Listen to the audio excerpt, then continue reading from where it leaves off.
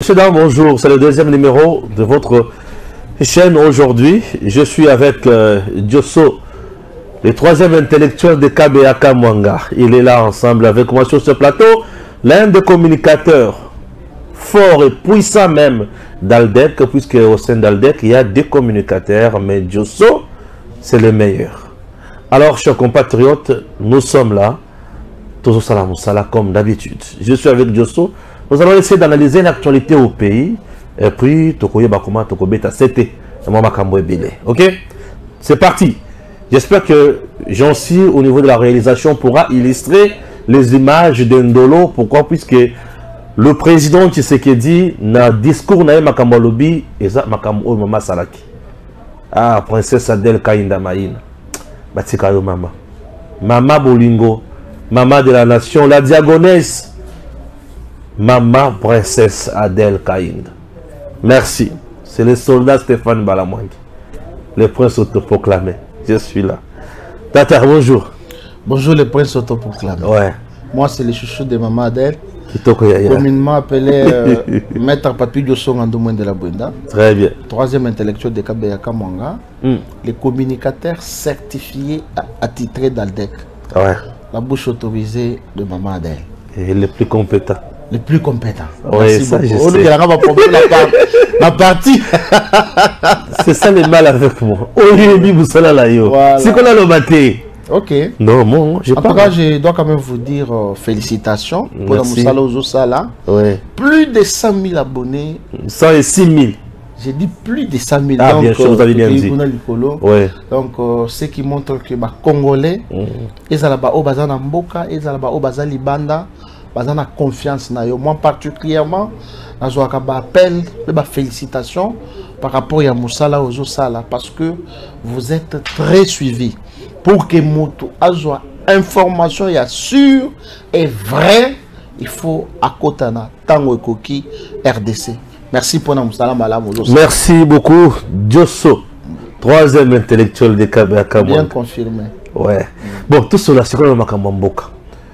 L'église catholique prêche, non, certains individus au sein de l'église catholique, bazo prêcher division. Princesse Adel Kainda, le 18 juin, dans l'espace Ndolo, a prêché unité. Alors, Mabele à Congo, ils allaient Mabele à Congo. Et ça y a biso motoko simba yango azate ezali héritage ya bakoko abakisili susu alobi fachi azali Josué abakiseli avec lui pour vivre vraie indépendance, c'est-à-dire indépendance qui toque sur le plan économique, sur le plan politique et sur le plan sécuritaire également. On a vu trois aspects, c'est à vous d'ajouter aspect mususu et tolandi lisusu fachi na discours naïe. Alobeli makambo ya mutuya, alobeli makambo ya élection, tobonga matoke na élection, alobeli susu mboka na biso ezana bitumba makasi, toke bana matali division. Prédication to activité ya princesse. Na discours ya mokonzi ya mboka. Nyonso balani.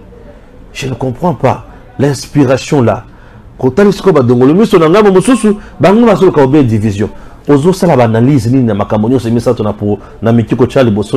je connais tes capacités et puis entre temps notre réalisateur va afficher illustrer l'image Ndolo avec princesse Adèle. Merci beaucoup Ndeko Stéphane Balamwangi. Sous réserve na ba homme de Dieu pe ba femme de Dieu o basalaka musala na bango o bateaka oyo balukaka ba meme o ebungi ba âme perdue au bazalaka au milieu du village apesi bango respect makasi nazoloba sous réserve na bango parce que moi-même je suis chrétien pentecôtiste nakoki ko manquer basali na nzambe te, mais seulement j'ai observé une chose et je dois demander au cardinal Ambongo ya kozwa responsabilité pe courage oyo confrère naye évêque Pascal Mokuna a joui de transformer son église en un siège d'un parti politique. Parce que la plupart des fois, Oyo Ndeko, le cardinal Ambongo, a ça la sortie médiatique, et ça la sortie Oyo raté, basorti ya haine, basorti oyo ezali ko créer trouble na mboka.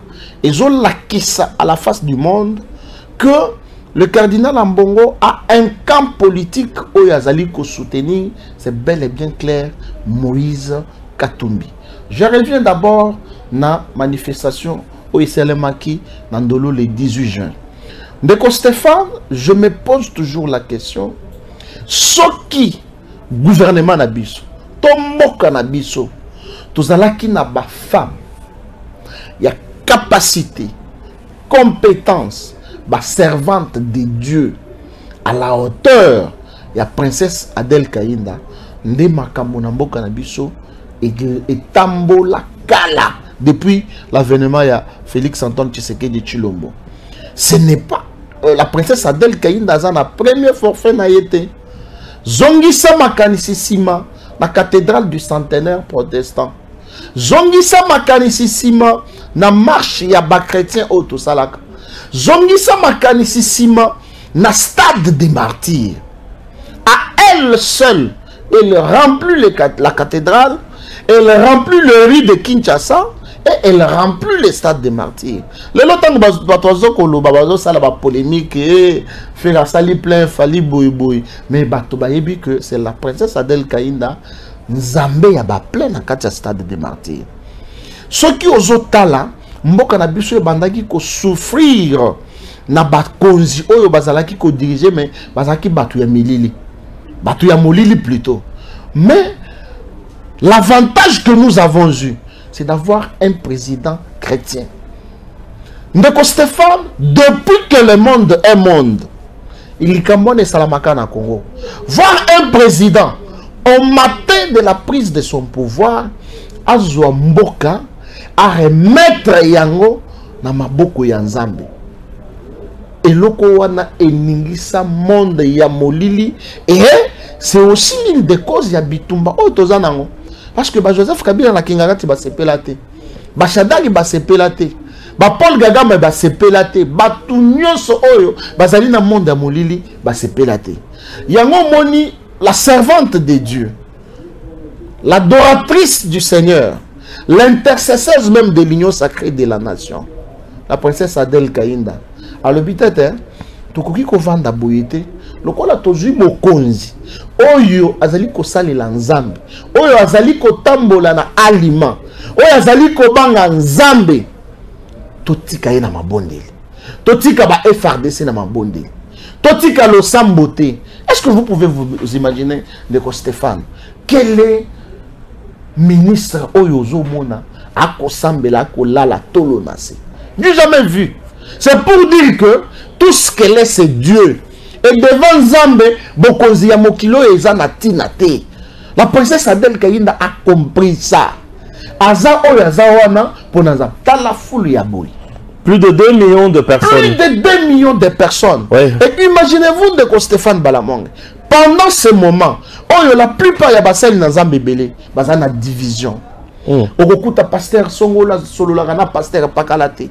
Okuta église boye bayoka na kana église telte. Mais une femme aya sangisi bango. Aya asangisi bango. Oui. Du jamais vu. Oui, oui. Ba pasteur ba solola kate, mais ba vendre sika moko pour une seule cause. Là c'est l'unité même du Congo. L'unité, c'est donc la princesse Adèle Kainda a kota na vision ya mokonzi mboka. Au moment où Ambongo se le divise. Au moment. Mais en bon, vous savez, j'ouvre une parenthèse, j'ai connu un professeur qui nous a dit la définition du mot se trouve même dans les mots. Ce que j'ai les mots, les noms en bongo, quels sont les obima mbongo. Mais ceux qui ont moniteur bakena Lubumbashi, bakenda lini. Bitumba oyazo bundi safati ezani. Non, Lubumbashi c'est pour chercher les faibles. Mais est-ce que Moïse Katumbi est faible? Oui, c'est est-ce que Batoyo akendaki kotala wana baza ba faible? Donc on se montre que définition ya kombo na ezanga tikaka na kombo na ye wana. Tango bazui awa, je crois 900 000 écoles fictives. C'est là où tout a commencé. Ambongo voulait se faire de l'argent. Alors, on se montre que déjà à ça collé d'abord la dénomination ya kombo na ye. J'en passe, je reviens sur la princesse Adèle Kainda. Un monde comme ça. Et aux hommes, les différents hommes de Dieu, bakoleka. Mutu na mutu ako sala déclaration. Pour na mabele. Donc Stéphane, ceux qui bisoto telemeli mabele na bisote. Nani akotelema ko. Oui, Fatih a dit la discours na ye alobi. Alobi bakoko na biso batikela ki biso Congo mobimba. Oui, biso pe tokotika Congo mobimba pona bana na biso na bakoko na biso. Aucun centimètre, et j'emprunte les termes qu'a utilisé la princesse Adèle Kaïna. Aucun centimètre de notre pays ne sera cédé aux étrangers. Nabapaya. Azui Mabele, symbole. Azui Mabele. Azui Mabele, ouais. Assemblée a proclamé prière d'acte de foi sur l'intégrité territoriale de la RDC. Là, nous voyons même l'image de la province. La province, nous sommes baillés. Et ndeko Stéphane tango tozo tambola na micro tokutani na batu ya Tata Onda. Et c'était une église qui était délaissée. Et bango moko balobi que nous sommes dans la joie parce que tomoni que l'État a perçu son valeur. Pendant 18 ans, batata wana na ba mama wana bazali ki déconsidéré. Or, le lenge na bango ya kosambel eza kondima na bango. Mais c'est que nous voulons mutu na kati ya kondima na ye, na kati ya ba rituel na ye oyo ba sambelaka, mais que nous protégeons notre terre. Et bato wana ba sepelaki, au moins ba salituste bazalaki, ba musulman bazalaki, ba branamiste, ba tout. Toutes les religions. Non, ça c'est le nom de l'unité nationale. Unité nationale. Oui. Et dans toutes ces églises-là, nous voyons la présence de Bikolo Nyoso. Exactement. Oui. Et la princesse Adèle Kaïnda, l'une des membres du gouvernement, à côté de la vision de Mokonzi. Mokonzi y a incarnation, il y a unité nationale. Mais tant que Sikoyo, ministre Moko a tellement la carte, il y a Baïk et Belé. À côté de la vision de Mokonzi Mboka. Est-ce que Moutou Yaboui? N'est-ce pas qu'il faut péter bon de la princesse Adèle Kaïn?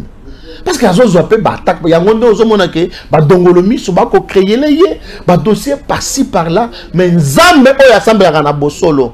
Je viens sur l'indépendance Yambo Cannabis. Le long, tout ça, le 30 juin 2023. 63 ans, il y a indépendance. Mais je vais vous dire une chose.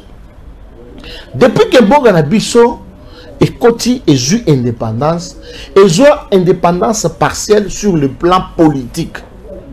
Ba Lumumba, basala effort oyo basala pour que tu obtenir indépendance one. Mais le Lumumba et les autres ne savaient pas la valeur. Il y a or tozanamo. Ba richesse oyo nzamba pesa biso.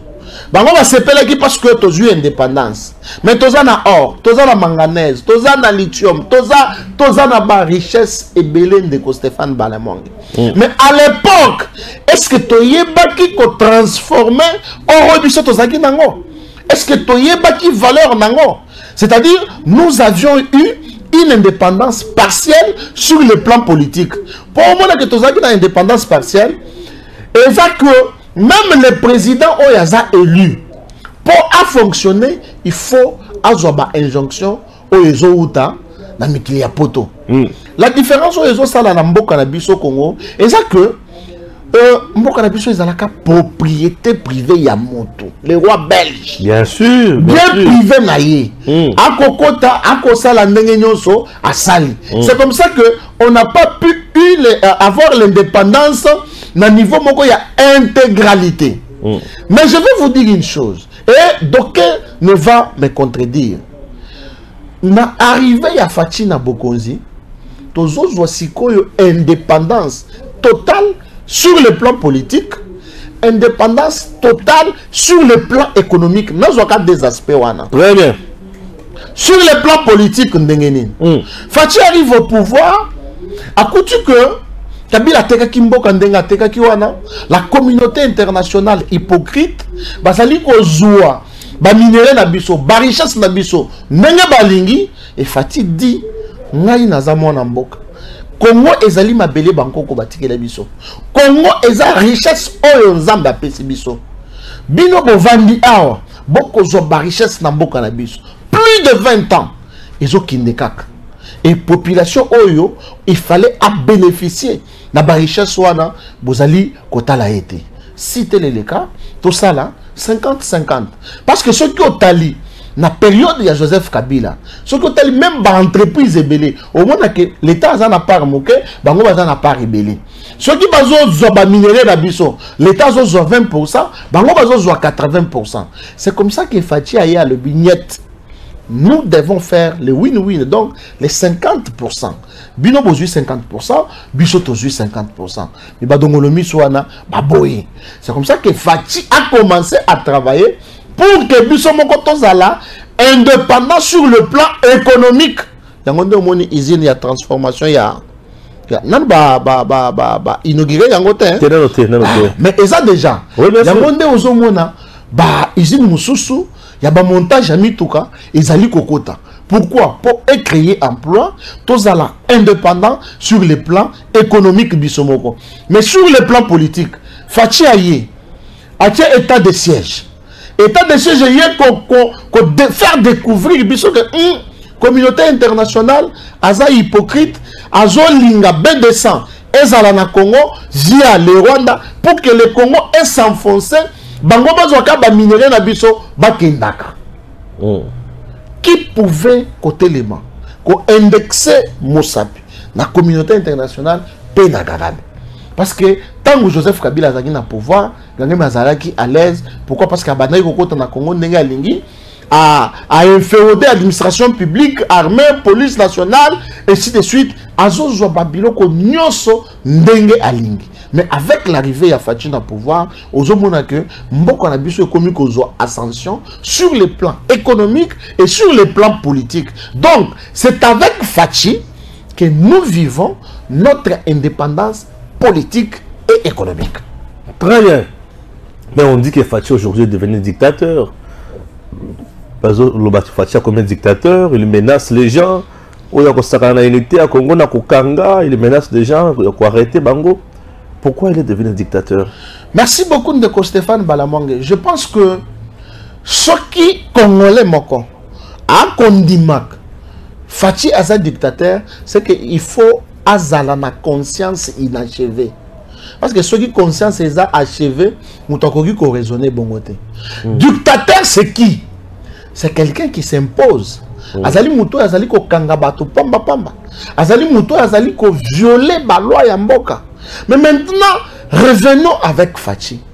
Est-ce que le président de la République, en tant que garant de bon fonctionnement des institutions, l'Iende Azali incarnation et intégrité territoriale en Mboka Nabiso, Atika, Bandeko Nabiso na Est Bakufa, Fachi, Atika, ba propos ya haine, Oyo Mike Mukeba inandeko safu, Bako leka na TV, Bako finga mokonza mboka, bako roba de n'importe pas, de n'importe quoi, bazoko créer zizani na kati ya ba tribu, mibeko ya mboka ezali pona ni.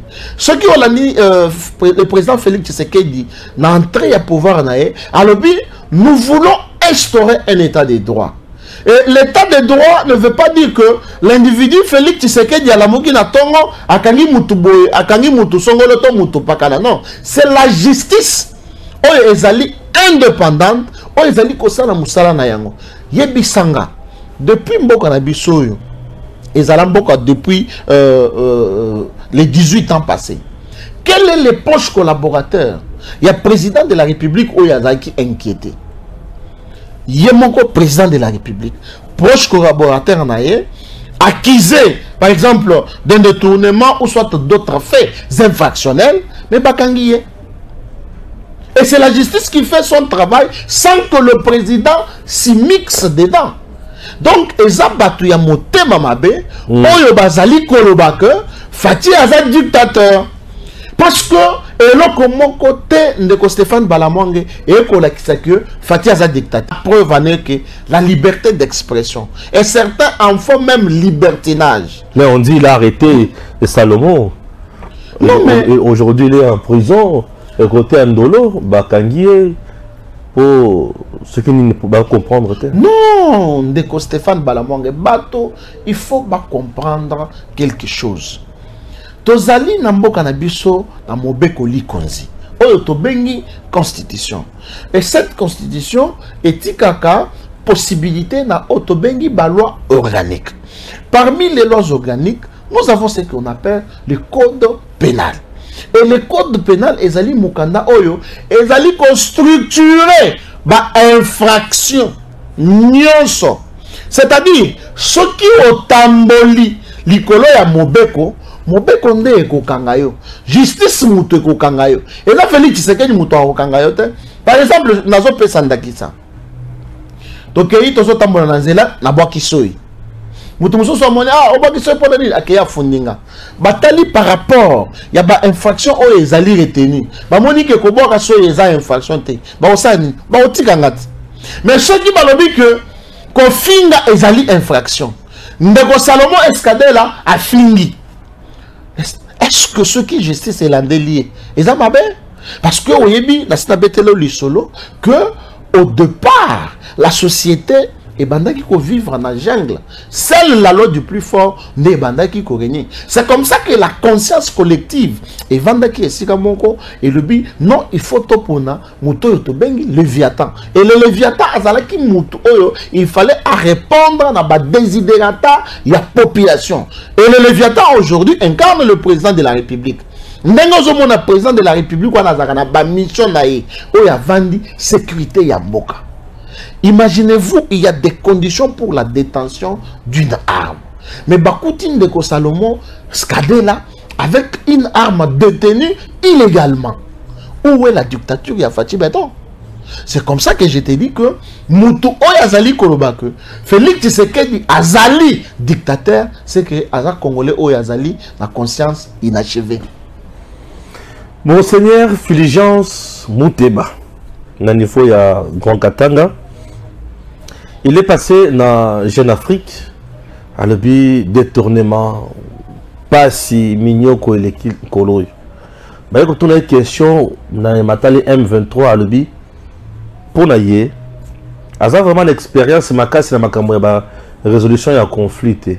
Mais dis-moi histoire ya mboka na biso la kisi ke ba Congolais ata ba bomani ata ba sali nini ba suka kaobe na kosolola. Preuve na San City na niveau ya Sud-Afrique ba sololaka.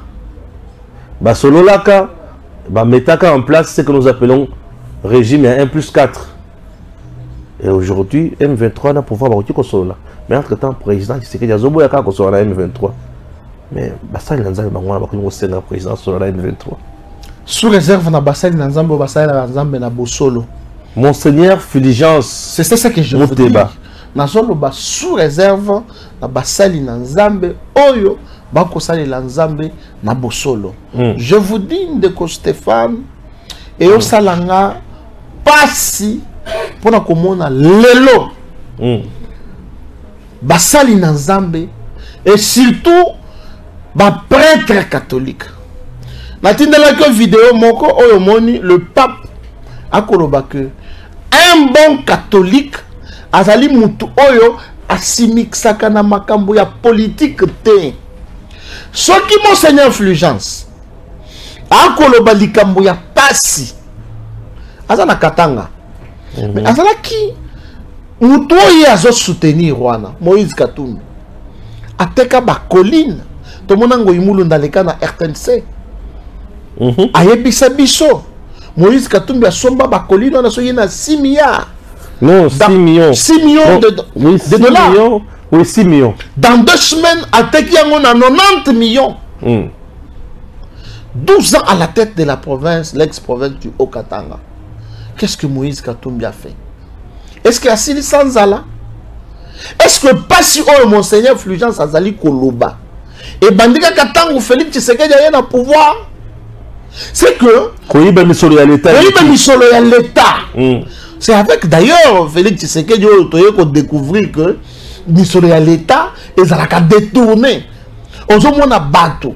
Je vous ai suivi ce jour-là aux Oloba na Suède. Un ministre a démissionné. Pourquoi? Parce qu'il a utilisé 12 € na caisse ya l'État pour assommer son shawarma. Mais ici na Congo, tozalaki na bachadari bazalaki na carte visa 50 000 $ le mois. Est-ce Monseigneur Fulgence a eu le courage de kodononcer makambo wana? Moïse Katumbi a kozwa masango eko kinde na Zambie. Est-ce que Monseigneur Fulgence a yebisi Moïse Katumbi que non, le quoi la passe nanzala eza awa, biso toza bakatange awa. Pona nini te biso tozwa masango wana? Pourquoi bande qu'on a besoin catholique bazali ko dévier bazo tika mission na bango ya côté ya liloba na Nzambe ba koti na politique. Eza instrumentalisation oyo ba yi politique au soi-disant ya opposition bazali ko sala. Tout simplement. Est-ce que yeta ngozolo ba que non 1+4 to vanda ki na Sun City ainsi biloko wana nde ekoti samboka na biso na libulu. Toko vanda biso moko ba congolais poto solola. Là je suis sûr. Et pour vanda wana yangonde omona le président de la République Félix Tshisekedi a ça la consultation a bengisa toutes personnes confondues. Ozala Chayer, Ozala. Le président du jamais vu na mboka na biso. Président a consulté na ba maman ba teki matembele. Quel est le président qui l'a déjà fait? Aucun. Mais le Félix Tshisekedi a fait ça. Mais est-ce que qu'on vende na Kosolo là, to qu'on vende na M23 oyo bazali ba Rwandais, milice oyo communauté internationale bazali utiliser pour la bomba bande qu'on a biso. Félix Tshisekedi a lobby niet, on ne va pas négocier avec les rebelles. Mais vous allez voir un homme de Dieu Aïe Sabino que non, il faut Félix Avanda sur la M23 sur la Bangoni. Dites-moi sur la Bangoni. Kabila Bango va soutenir Wana. Parce que Moïse Katumbi na Kabila baza elo komoko. Kabila Koloba, faut ça qui vient. Non mais ce que va dire Kabila Karaboy, faut mettre Koloba Galate. Kabila zolo pas. Université Kofi. Ah, université ni. Il y a 40, écoute. Il y a silence à Kolobani. Moi j'aurais souhaité peut-être parenthèse. Vous savez, Namoni Moïse Katumbi kokende ko visiter famille ya Rossi Mukendi, famille ya Thérèse Kapangala, ainsi de suite. Oui, mais c'est qui singa eza lokola ndoki alie mutu na butu mais azo ya siko po asekai. Mais Katumbi mutaboma bangote. Mais sous le régime. Et quel régime na bango? Azaki fils aîné à Joseph Kabila. Moi, je souhaite que si Joseph Kabila aura le courage à Koloba, parce que Alobakate, balobi incarnation du silence, Nzambe recteur à l'université à Kara, mais on a vu que l'université est confiée ainsi de suite, donc on a ça dans les réseaux sociaux. Mais seulement, si Joseph Kabila a lobby, habitala, combattant, il y a IDPS, badala calciné. Ezalaka boy. Tu peux bêter les maboko. Mais ceux qui a bêté les bichons, les conditions dans lesquelles Chebe a koufa, moi si na bana batikali, tu peux bêter les maboko. Ceux qui Joseph Kabila a ébissi bichons, les conditions dans lesquelles Daniel Boteti a assassiné. Stéphane Balamwang. Moi je suis impatient. Il y a Joseph Kabila. Mais il va révéler surtout l'origine de votre pouvoir. Mais l'origine, il y a pouvoir il a organisé les élections avec un dépassement il y a 2 ans et Félix Tshisekedi a gagné l'élection contre le candidat Naye Oyachaki Dauphin. Nde makambo a révélé biso yango. A révélé biso pe makambo ya mbongo ya pesa ki Shadai pour ça la campagne et que Shadai a tongi ba hôtel. Oh, mais oui. Moi parce que ça témoin aza conscient na makambo na solo. Élection ngwa zo dinga sala wa fatia lobi élection ko salema tous les niveaux, c'est ni fois sala musala sala effort nyoso élection et salema. On ne refuse pas. Mais entre-temps il y a 3 candidats, 4 presque, bazo télémé l'élection, ma casse c'est bazo bundi ça m'appelle mingi, ma tata bazo landelaye, alobi mais bazo landelaye mingi pour un candidat président challenger puissant, il y a Tshisekedi, Délice Sanga, un homme fort, Moïse Katumbi, l'imperturbable, et les soldats du peuple Martin et Fayoulou. Je ne comprends pas. Batunyo Souana, bazo Senga, cadre moko permanent, pour bailler la vérité aux Alawad pour l'élection. Merci beaucoup Ndeko Stéphane Balamangue. Les points s'auto-proclamés. Ouais. Autant que l'inga combo ya bon, to longola fayulu parce que en tout cas ceux qui ba ONG parce qu'il quand même la bonne volonté à copier c'est biso ba diplôme de mérite. Moi en ma qualité de prophète politique, j'avais déjà annoncé juste avant la prophétie le pasteur Roland Dalo que Martin Fayulu n'est pas pour les élections et il y aura un événement où il faut bouleverser. Même Bato va comprendre comment Martin Fayulu va abandonner les élections. Je pense que c'était sur votre plateau ici. Je reviens à Délice Sanga. On le dit Délice Sanga, c'est un candidat. Oui, il a côté les mapo aïe la vérité. Mais non. Délice Sanga, il faut obéir à rebelle. Délice Sanga, c'est un rebelle. On l'a dit va secret. Délice Sanga s'est comploté avec, je ne sais pas, RCD, KML, quelque chose comme ça. RCD, pour combattre, les Congolais, pour pouvoir dans ma casse. Délice Sanga dans ma kila ya population congolaise na maboko. Délice Sanga doit nous dire les secrets à l'insécurité à Est. Délice Sanga doit nous dire. Et je pense que ceux qui peuvent perquisitionner dans Délice Sanga, tu peux découvrir qu'ils peuvent m'avoir belé. Ceux qui peuvent téléphone naïe, tu peux m'avoir belé. Parce que c'est un rebelle. Est-ce qu'un rebelle peut avoir des leçons? Il y a coupé ça va démocrate. Je dis non. Tu déclasser. Mais avant de déclasser, pour que Délice Sanga soit élu député, vous voyez bien le Salamaka. Il fallait, à la veille des élections, à l'Obake, à Yéna contre à Félix Tshisekedi, pour voter à l'Assemblée nationale. Nazu Matata Pogno. Oyazolobake, Aza candidat, je ne sais pas moi, potentiel. Vous savez, Ndeko Stéphane Balamangue, nos politiciens, Yalelo Bazali, na conscience, à la place de Matata, na linga kina kanga monoko nanga. Dans mon vidéo, mon tchaka awa. Combien de projets? 10 projets. On va tchaka sous le régime Yamatata, sous le règne Yamatata Pogno. Aucun projet est en mola. Est-ce que même bateau bazola na matata, même moi sinaï, même bananaïe, ils ne peuvent pas se poser la question. Comment est-ce que le parc agro-industriel de Bukangalozo et Lalanase bazo baka banini ba matériel nyonso bakabola et comme pas ba ministre boy ezo bimana matiti mais l'université est télémi. Quelle est cette magie? On les hôtels université privée mais parc on les coquins qui collent ça ba milliers et des milliers de Congolais et la linacé et la conscience de Matata est calme. Plus de 250 000 $, ce qui millions de dollars. Et c'est volatilisé Kakaboui. Les lois à Marbella, na yemoko privé. Quelle est l'université? Oyo Matata Tongi, je dis bien à Tongi, il y a l'État. Dans des conditions où il parce que si vous vous rappelez, en 2006, Kabila a fait promesse, il y a qu'on construit une université moderne dans chaque province. À l'époque, nous avions 10 provinces, plus la ville de Kinshasa. Quelle université? À ta première pose de pierre. Quelle université Matata? Autre projet, il y a ceux qui mis l'école. Même pas une école construite. Attaque au bande de fondation. Il fallait qu'on ait la Félix Tshisekedi pour battre ton école.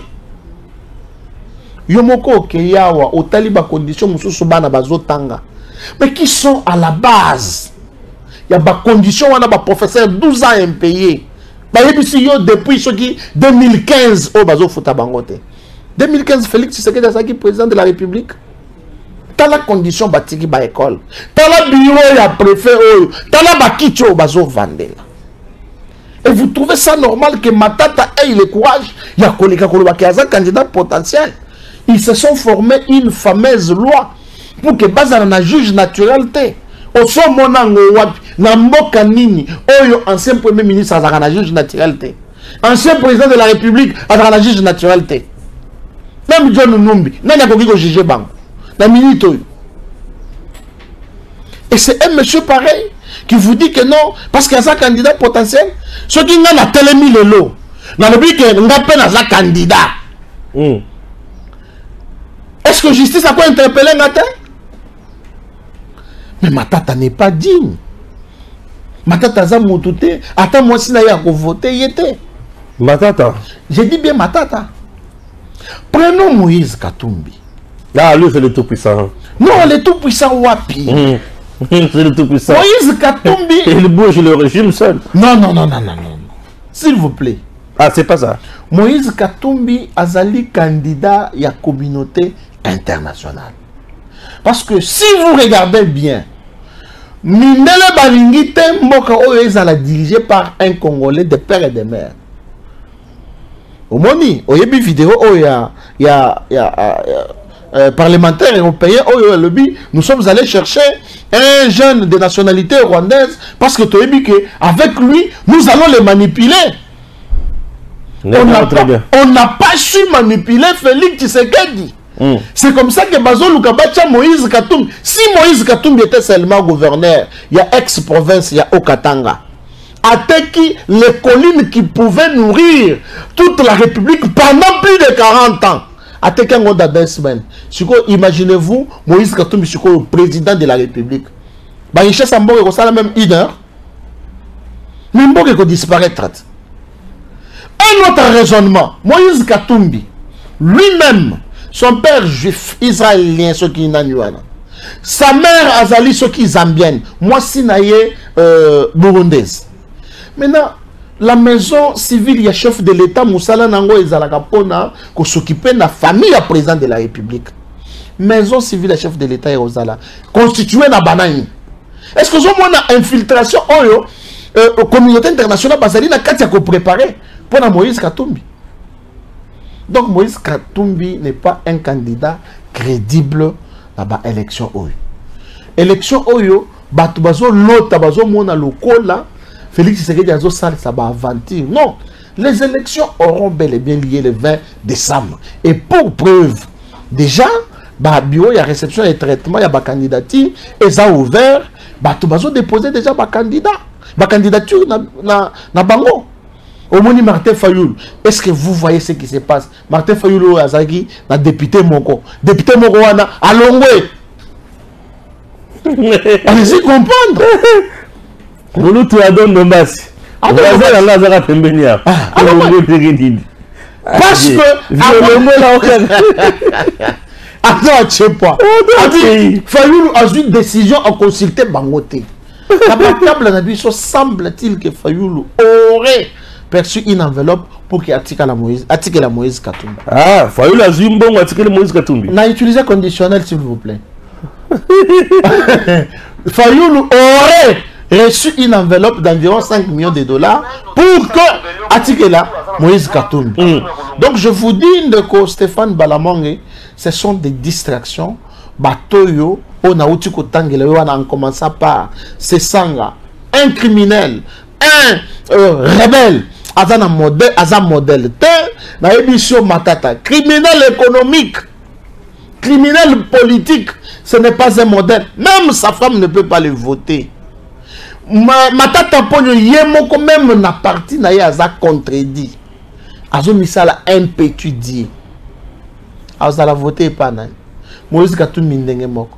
Donc ce que tu as dit du vivant et à Sphinx délimité à l'Obaki, une fois il dépêche au pouvoir, il n'y aura pas d'opposition. Mais les autres, c'est Yangoy. Félix Tshisekedi a lobby opposition, il y a pété. Opposition, moko boye. T'as une pièce à babetine. Est-ce que opposition? 4 leaders, s'il vous plaît. Na ceux qui 20 personnes, la Sainte-Thérèse. Ceux qui, la police a empêché, qui bango un dispositif sécuritaire, oh non, t'as empêché Bisso. Mais c'est quoi Batikeli bango? Combien de gens bayakiwan? C'est pour voir que le peuple n'est pas avec eux. Le peuple va conseiller la confiance dans Félix Tshisekedi. Combien d'années à l'hôpital et à maman Yembo les qui délaissés? Mais amenez votre caméra. Je ne dis pas qu'on est en train de réhabiliter. On construit un nouveau bâtiment. Je ne sais pas si c'est 5 ou 3 niveaux. Du jamais vu depuis que le Congo est Congo. Kende na kan tchatch lelo ba militaire bazali très bien maintenu sur les plans sanitaires. Batongeni bango hôpital avec tous les matériels. Mais le pouvoir à 18 ans, il dit que les cinquantenaires. Quel un mois na ya bumbu oya koki kokende pour avoir soin à centenaire. Très bien. Bon, élection, Madame Salemi et consort. Question de M. Asuka.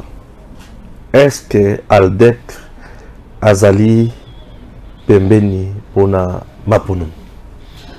Alliance des démocrates chrétiens du Congo, n'a pas si autorité nyonso, en commençant par l'autorité morale, la princesse Adèle Kaïnda, le président Smith Kapenda, président intérimaire, le secrétaire général, le professeur Antoine Remba, les deux secrétaires généraux adjoints, Maman Modestine et Papa Joseph Kassala, n'a pas si mbote pour na musala bazali kosala. Le parti est très bien implanté sur toute l'étendue du territoire national. Le parti est bien structuré et Aldec Azalaka toujours prêt pour la mapone. Soit du balobi que l'élection est loin en décembre et commune en septembre, Aldec toza toujours. Au kobosa na te que na slogan na biso to lobera Aldec to sali la tango. Nous, na Aldec, l'État est notre allié de Stéphane. Structuration y a parti. Et là qui savent bel et bien que nous sommes prêts à affronter les élections. Il y a des secrets, des stratégies. On a compris étant doté. Mais ce que je veux vous dire est que mon parti politique Aldec est prêt pour affronter ces élections du 20 décembre 2023. Merci. Ça a été pour nous un plaisir. Il y a Kouyamba Papi Diosso, Moko est communicateur, il y a Makash, au niveau il y a Aldec, parti cher à l'autorité morale, princesse Adèle Kaïnda Maïna. Alors, chers compatriotes, tous allons toujours ensemble.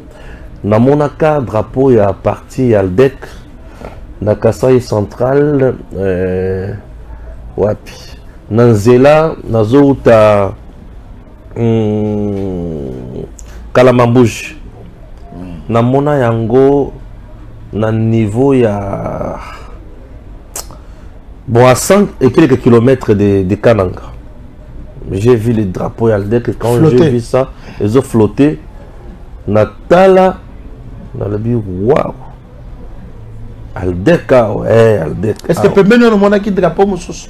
Non, j'avais vu uniquement un drapeau Aldec mais comme on a dit dans la moto nazangaka moyen à côté de la image nango bon mais na mona na le but c'est bien. Merci, que Dieu bénisse la RDC et qu'il continue toujours à nous donner la force pour servir Congo. Ici chez nous c'est le patriotisme et la méritocratie. À très bientôt. Tangwango yango yo ekoki Papa Stéphane Balamwange oh yeah yeah